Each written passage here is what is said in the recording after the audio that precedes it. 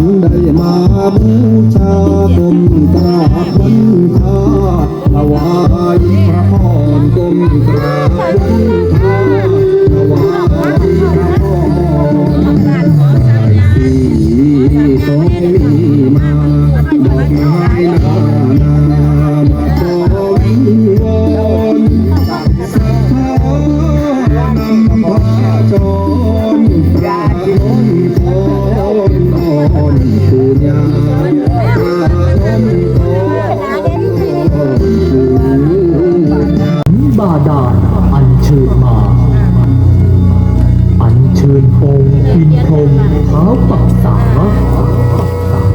เชิญเสด็จลงมาทุกแห่งหน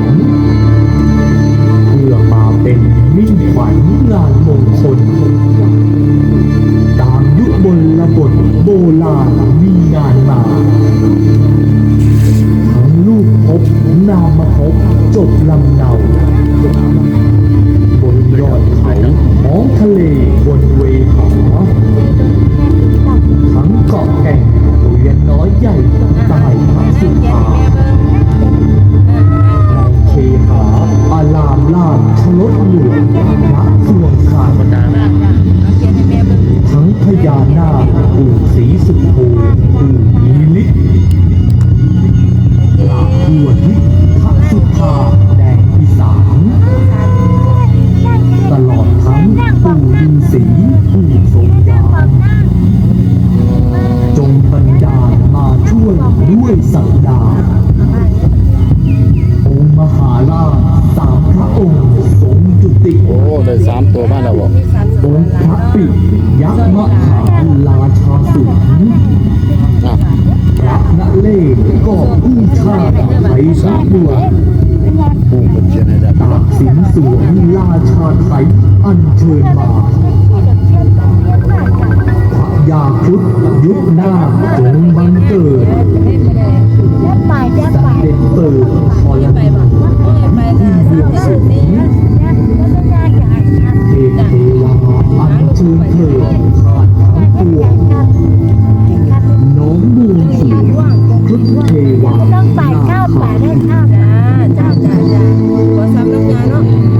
พบนครบาดาลสวงสวรรค์วิมานนาคามหาราชาองค์นาคาเข็มบดี